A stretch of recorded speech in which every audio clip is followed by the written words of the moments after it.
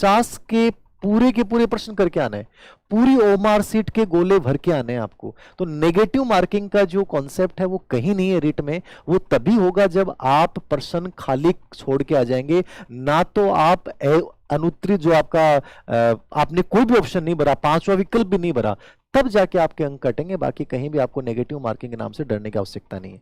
तो ये 3 तो बेसिक बात थी, दोबारा से मैं क्लियर कर दूं, जिनका रेट 110 प्लस नंबर से क्लियर है उनको मेंस पे ही फोकस करना है, उनका आजीवन वैलिड रहेगा। जिनके 90 से 105 के आसपास नंबर हैं वो रेट दोबारा फॉर्म भर दें और मेहनत कर लें, कोई बात नहीं, अभी ग्रेड 3 आएगी रेट का रिजल्ट आने के बाद, ठीक है।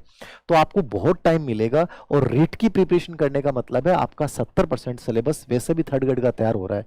तो जिन बच्चों का स्कोर कम है वो दोबारा भर दें, बाकी को कोई जरूरत नहीं है।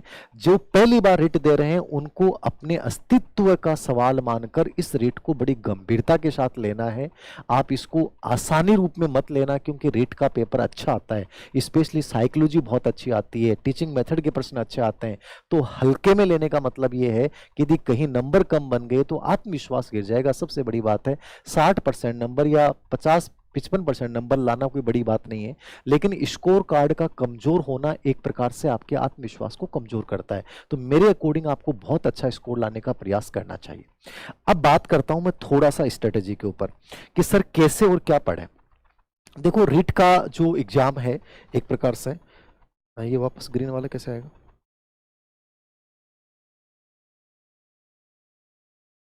रीट की जो रणनीति है बहुत सिंपल है, मैं बता रहा हूं मैं आपको। रीट का जो लेवल है वो है एनसीईआरटी बेस, जैसे अभी सीटेट के पेपर हुए हैं, मतलब यहां थोड़ा सा अप्लाइड बेस पेपर ज्यादा आता है। अप्लाइड बेस पेपर कहां आएगा, हिंदी में नहीं आएगा, संस्कृत में नहीं आएगा, इंग्लिश में नहीं आएगा, आपके सब्जेक्ट में नहीं आएगा। लेकिन 2 पार्ट ऐसे होते हैं, जैसे पहला पार्ट आपका सीडीपी का होता है, साइकोलॉजी का होता है, ठीक है ना, मनोविज्ञान का आपका पहला पार्ट है। ये सबसे इंपॉर्टेंट पार्ट होता है रीट के अंतर्गत। क्यों होता है इंपॉर्टेंट, क्योंकि इसका लेवल जो है आपके ग्रेड 2 और ग्रेड 1 से भी यदि बेहतरीन लेवल कहीं आता है तो रीट की साइकोलॉजी का आता है।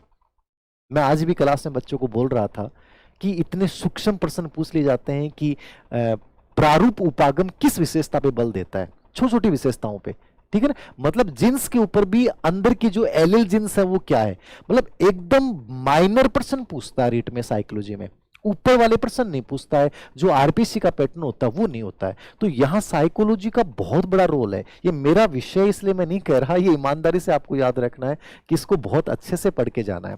इसके 30 प्रश्न आपने कर लिए तो आपने ग्रेड 3 की भी तैयारी कर ली, क्योंकि रीट की साइकोलॉजी पढ़ने का मतलब है सब कुछ पढ़ लिया। क्यों, इस बार 2 नए टॉपिक जोड़ दिए, एनईपी 2020 और बाल विकास की जो समसामयिक योजना है। ये जीके का पार्ट है, आपको 3rd ग्रेड मेंस में पढ़ना है, और एनईपी 2020 में आपको 3rd ग्रेड मेंस में पढ़नी है।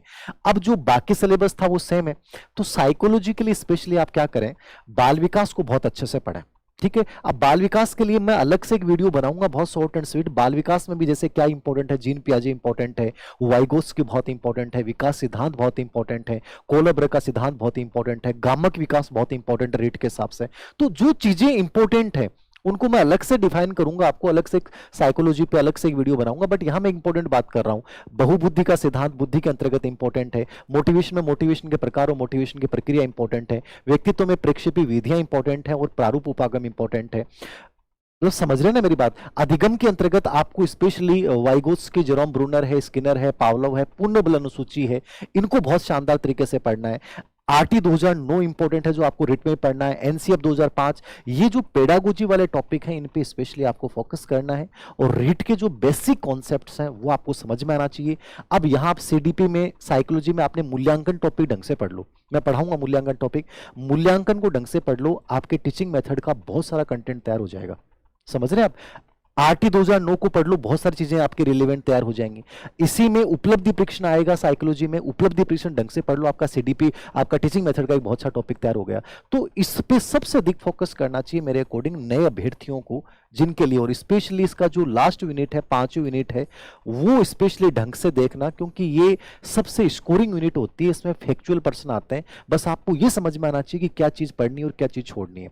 देखो रीट का सिलेबस इतना बड़ा है कि 2 महीने में पूरे सिलेबस को कवर नहीं किया जा सकता, ईमानदारी से बात याद रखें। मैं भी आपकी जगह हूं तो मैं नहीं कर सकता, तो आप पूरा नहीं पढ़ सकते, लेकिन आप एनालिसिस करो कि सिलेबस में ऐसे कौन से पॉइंट हैं जहां से लगातार प्रश्न आ रहा है, और ये कोई और दूसरा नहीं बताएगा। चलो साइकोलॉजी में बता दूंगा, खुद भी एक्सप्लोर करो चीजों को।